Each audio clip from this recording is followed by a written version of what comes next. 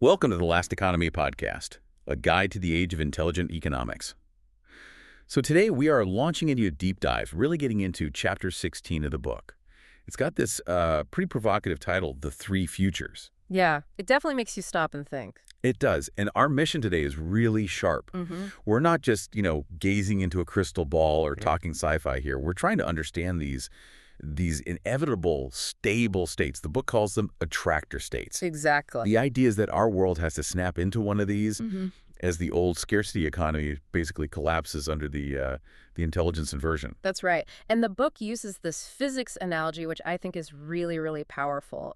Think about a physical system, like metal cooling or a chemical solution reaching saturation. Okay. It doesn't just hang out in some unstable in-between state forever, right? Yeah. It has to reach equilibrium. It settles. It settles. And the argument here is that civilization facing this massive shift to post-scarcity is kind of the same. It's constrained.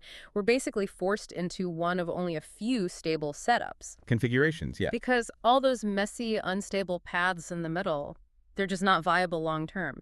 The physics of the transition forbids them. So, okay, not endless possibilities then. Yeah. It's more like three distinct blueprints for the future. Yeah. And anything else just sort of falls apart. That's the core idea. What's the fundamental thing, the constraint that locks us into just these three? Well, it boils down to a complete change in what humanity is fighting about, For centuries, the big struggle politically, economically, militarily was all about organizing human labor. Right. Capitalism versus communism, efficiency, productivity. Exactly. All focused on managing scarcity, especially the scarcity of people's time and effort. But the intelligence inversion flips the whole script. Suddenly, cognitive labor, the cost is plummeting towards zero.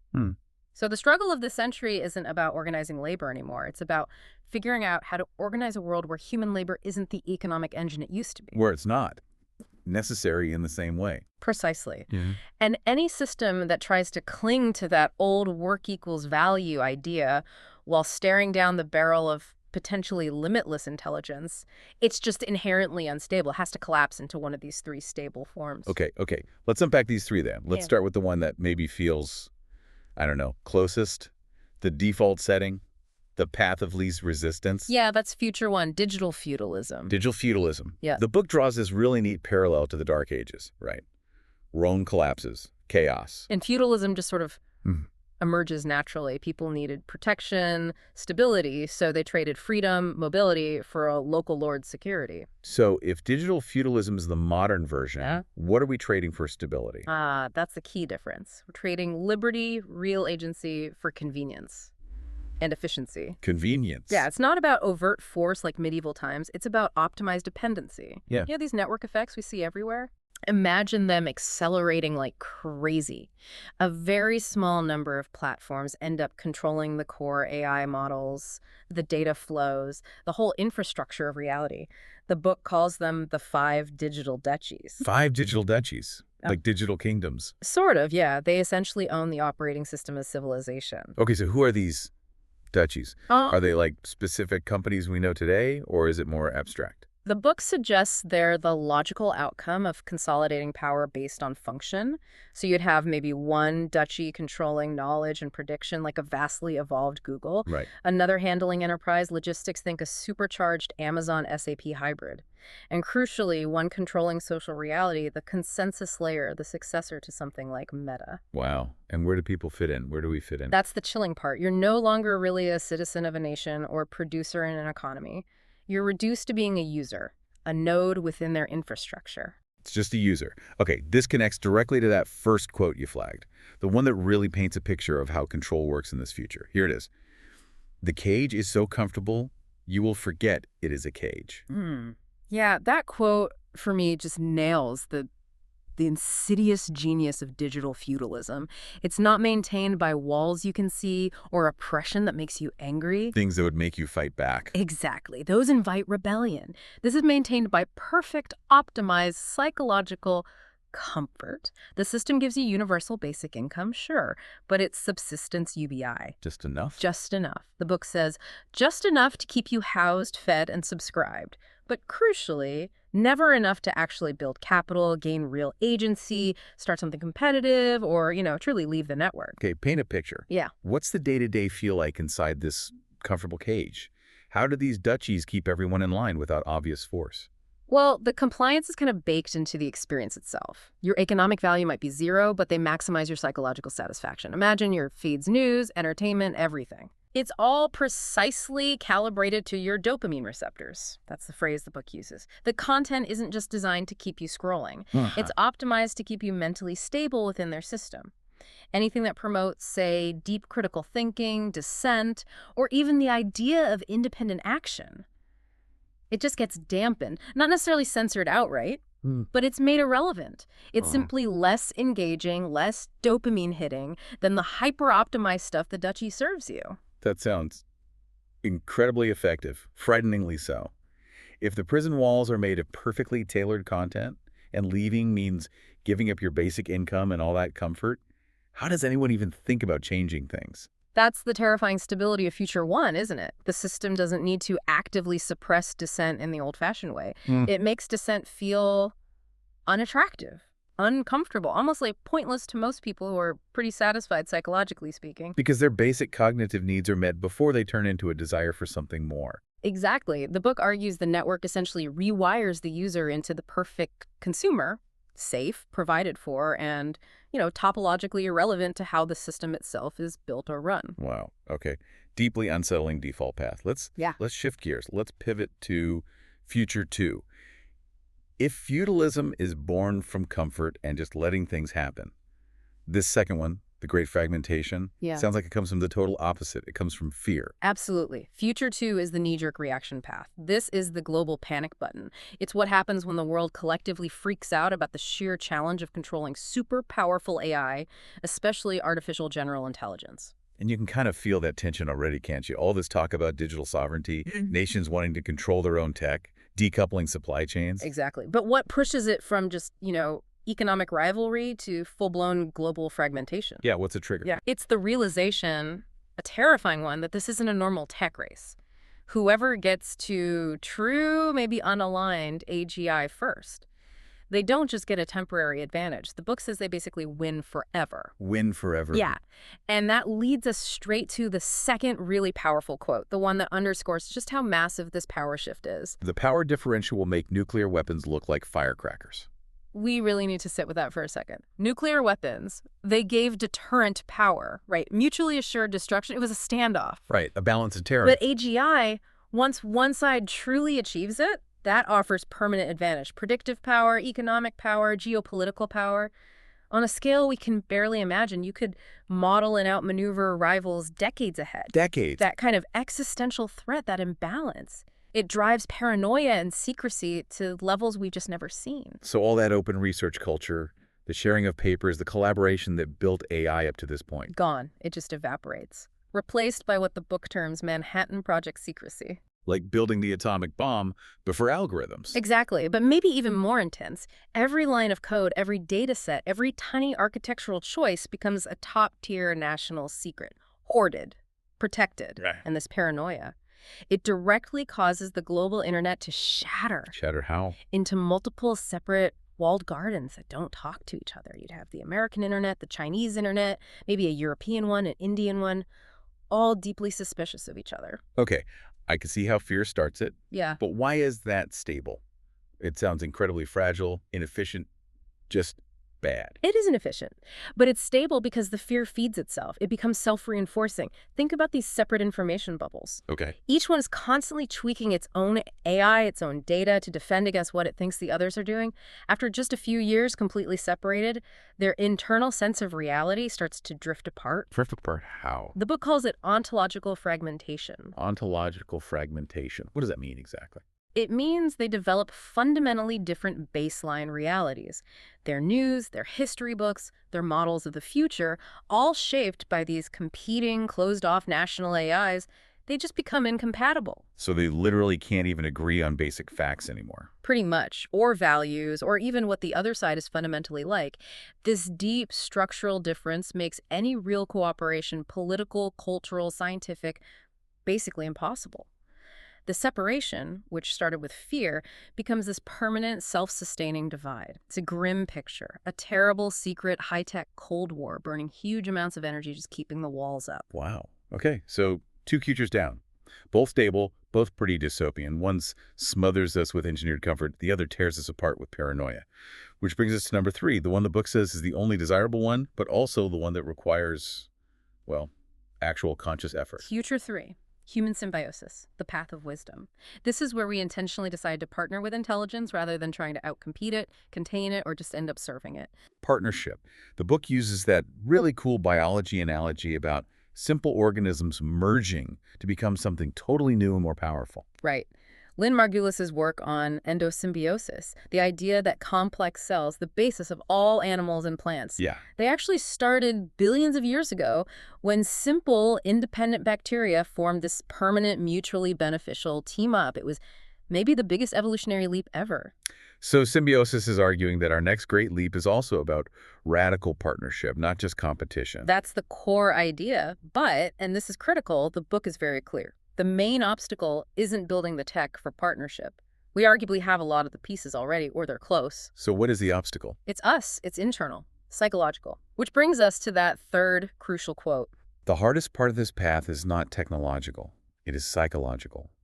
It requires us to release the equation of work with worth. And that's the absolute heart of the challenge posed by the intelligence inversion. It cuts right to our identity. For centuries, maybe millennia, our sense of dignity, our status, our purpose, it's all been tangled up with economic production, having a job, earning a living. The Protestant work ethic, the factory mindset. All of it. The tech for abundance might be knocking on the door, but our deep-seated scarcity mindset, our identity built on work, just instinctively rejects it. We don't know how to be if we don't do work in the traditional sense. Okay, but that's a huge question, right? If AI handles the production, the logistics, the planning, Yeah.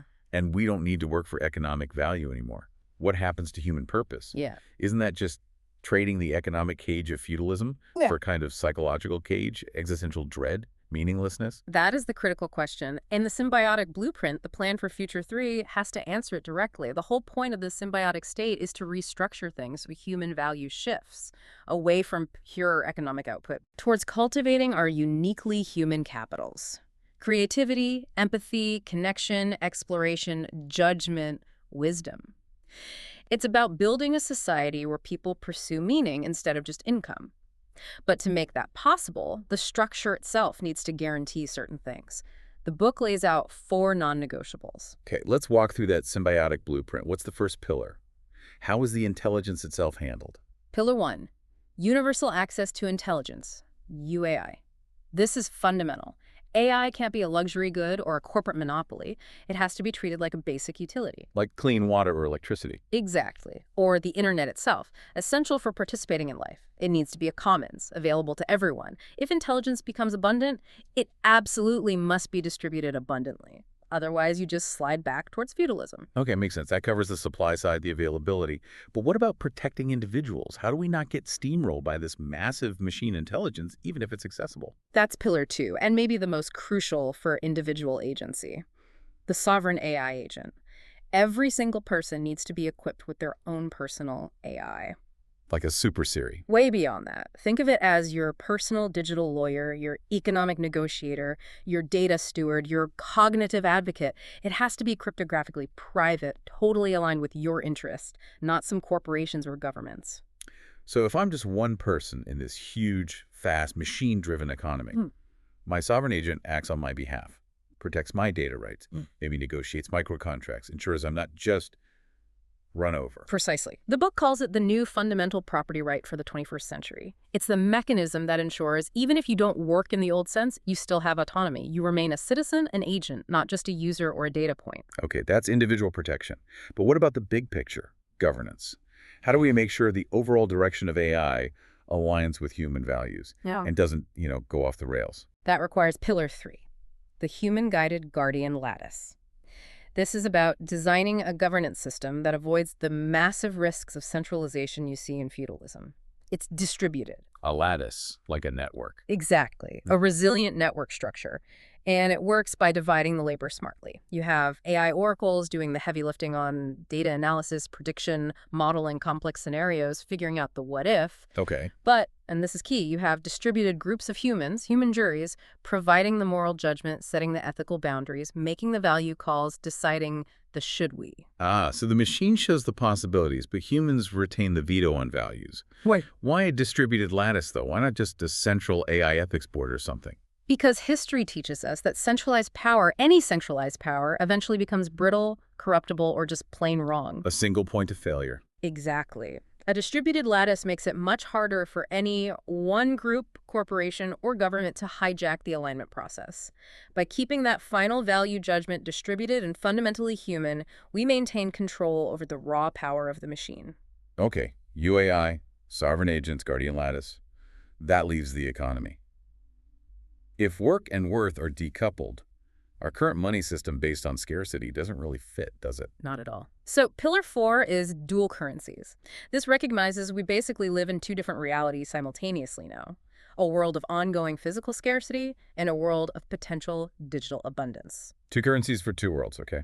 What's the first one? The first is for the physical world. Let's call them foundation coins. These are scarce, deliberately so. They're tied to actual sustainable use of physical resources, energy, land, materials, ecological health. They fund the basics, housing, food, infrastructure, and ensure we don't destroy the planet. Right, managing the scarce physical commons and the second currency. Yeah. For the digital side. That's where culture credits come in. These are designed for the realm of abundance for digital goods, creativity, learning, art, community projects, maybe unique human services, things that aren't fundamentally limited by atoms. Okay, a currency for abundance. But the book mentions something weird about these culture credits. They have a decay rate. Yes. A planned, gentle decay rate or demurrage. Why would you want money to lose value over time? That sounds backwards. It sounds backwards from a scarcity mindset. But it's actually brilliant design for an abundance economy. It solves the problem of digital hoarding and stagnation. Wow. Because if the credits represent abundant value, like creativity or information, you don't want people just sitting on huge piles of them. The decay rate incentivizes flow. It encourages you to spend them, invest them, use them to fund new art, new learning, new community things. Ah, so it keeps the creative energy moving. Exactly. It actively rewards circulation and cultivates those non-economic human capitals, creativity, connection, knowledge sharing that are supposed to be central to the symbiotic future. The whole dual currency system is designed so that what's rational for the individual using their credits aligns with what's best for the system, fostering a vibrant culture. That is a seriously complex blueprint. It demands huge shifts, psychologically, structurally. It feels so different from digital feudalism, which you said is the default, the path of least resistance. It feels like Future 3 has the deck stacked against it. Oh, it absolutely does. The book calls the symbiotic path a narrow ridgeline. It's not going to happen by accident. Yeah. It needs conscious, deliberate design. It needs massive coordination. It requires intentionally deviating from where things are naturally drifting. So if we just wait for politicians to agree globally, We fail, we'll end up in feudalism. That's the stark warning. Which means if symbiosis is to have any chance, it needs a smarter strategy, one that actually uses the physics of change to its advantage. Okay, and this brings us back to that crystallization idea from the start and the final quote you highlighted. When a supercooled liquid finally freezes, it did not gradually become solid. It snaps into one of a finite number of crystal structures. This is it. This is the core of the winning strategy. Nucleation. Remember the supercooled liquid? It's unstable, ready to change state, but it doesn't just freeze everywhere at once. It needs a trigger. It needs a single perfect seed, a nucleation site. Once that tiny perfect crystal forms, bam, the rest of the liquid rapidly organizes itself around it, adopting the same structure. So the strategy isn't trying to convert the whole world at once. No, that's impossible. The strategy is to focus all effort on creating the first few, undeniably successful working prototypes of the symbiotic state. Like the Florences of the 21st century idea the book mentions. Exactly like that. Think about it. The Renaissance didn't start everywhere simultaneously. It nucleated in Florence, a specific place that developed a kind of superior operating system for culture, finance, art. It was so successful, everyone else started copying it. Or the scientific revolution in places like the Royal Society. Same principle. You build these pockets of excellence, maybe cities, maybe specially economic zones, maybe online networks that embody the symbiotic blueprint. They need to be so demonstrably better, more resilient, more prosperous, more meaningful, that they trigger widespread imitation. They force the phase transition. Okay, but here's a counterargument. Why is this model the complex, humane, symbiotic one? Why is it strategically better for actually winning the AGI race? Wouldn't those paranoid, secretive fragmentation states with their Manhattan projects be more likely to just build a dominant AI faster? This is a really crucial insight. The book argues very strongly that those closed, fearful systems, both feudalism and fragmentation, are actually incredibly brittle in the long run. Brittle how? They fail precisely because they suppress the two things you absolutely need to safely manage something as complex and potentially dangerous as AGI. Trust what the book calls network capital and variety diversity capital. Okay, how do trust and variety play into building safe AGI? Seems counterintuitive for a secret weapons race. Because the alignment problem, making sure AGI goals align with human values and don't lead to disaster, is insanely complex. AGI is emergent. Its behavior isn't always predictable. To have any hope of anticipating the weird edge cases, the unintended consequences, the second and third order effects, you need a massive diversity of perspectives. Different viewpoints, different backgrounds, different ways of thinking. Exactly. You need people challenging assumptions, spotting blind spots. Closed systems, by their very nature, do the opposite. They demand conformity, they punish dissent, they fire the scientist who asks awkward questions, they filter data through an ideological lens, they build rigid, monolithic models. So a closed system, lacking that diversity and trust, is more likely to build a flawed, maybe dangerously misaligned AGI. And that becomes its own undoing. That's the core argument. The race isn't just about raw processing power, it's about wisdom and resilience. It's won by the society with the healthiest mind portfolio. Remember that. Material resilience, intelligence access, network trust, and diversity of thought. Right, the mind portfolio. The symbiotic model is the only one deliberately designed to maximize all four of those. It fosters trust through transparency and distributed governance.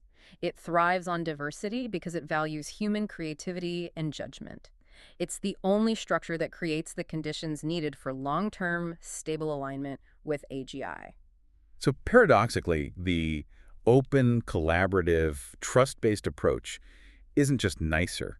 It's actually the strongest strategy for managing superintelligence. Ultimately, yes, it makes symbiosis the most robust path, potentially leading to global influence not through force, but simply by being a demonstrably superior, more resilient model that others want to emulate. That really flips the script. The ethical choice turns out to be the strategically sound choice, too. And that's the hope, anyway. It shifts the whole thing from just a moral problem to an engineering challenge, an architectural challenge. So, wrapping this section up, what does this idea that the key is local nucleation mean for someone listening right now? For you? It means the choice isn't some abstract global vote that feels out of reach. It's not waiting for presidents or CEOs to figure it out. It's fundamentally a local act, an act of intentional design right where you are. The crucial question shifts. It's not, how do we save the entire world from feudalism? It becomes, how can we start implementing the symbiotic blueprint, universal access, sovereign agents, maybe even local currencies right here, in our company, in our city, in our online community? How do we build that first seed crystal? Exactly. The battle for the future isn't won on a global stage initially. It's won or lost in the design and success of these local prototypes. That's a much more empowering perspective, taking it from this overwhelming global scale down to tangible local action. Okay, so let's try to wrap up Chapter 16, The Three Futures. If I had to boil down the main argument into one sentence, it might be this. The intelligence inversion is forcing civilization to crystallize into one of three stable states: the default of digital feudalism, the reaction of great fragmentation, or the consciously designed human symbiosis. And the only viable path to that third positive future is through the physics of creating successful local seed crystals or nucleation sites. That captures it perfectly. And maybe we can list the absolute key takeaways. First, this isn't gradual change. The economic shift is like a phase transition. We will end up in one of these three futures because the in-between is unstable. Right. Second, digital feudalism is that comfy default path. Convenience traded for liberty, corporate ditchies managing your UBI, and a psychological cage built from optimized content. Very hard to escape. Third, the great fragmentation is the fear-driven alternative. A high-tech, secret Cold War. Zero-sum thinking, national AI silos, and eventually totally separate realities. Stable, but grim. Got it. Fourth, the only hopeful path, human symbiosis, demands we overcome that huge psychological hurdle, decoupling our worth from traditional work. It needs a specific architecture. UAI, sovereign agents for everyone, distributed governance, and those dual currencies for scarcity and abundance. The blueprint. The blueprint. And finally, the winning strategy isn't global revolution, it's local nucleation. Building successful prototypes that prove the symbiotic model works, leveraging that healthy mind portfolio trust and diversity, which is actually the key to solving the AGI alignment problem better than any closed system can. So we've mapped the territory, we've seen the 3 potential destinations, we know what we need to avoid, and we have a glimpse of the one we need to build. We have the why and the what. Exactly. Which means now we need the how. We need the actual plans, the detailed designs for these nucleation sites. And that's perfectly set up for our next deep dive. We'll be moving into Chapter 17, which is titled The Symbiotic State, Governance as Geometry Engineering. So getting into the real nuts and bolts. Precisely. If Chapter 16 framed the problem and the strategic approach, Chapter 17 promises the architectural plans, the institutional blueprints for actually building these symbiotic prototypes. So definitely join us for that next time.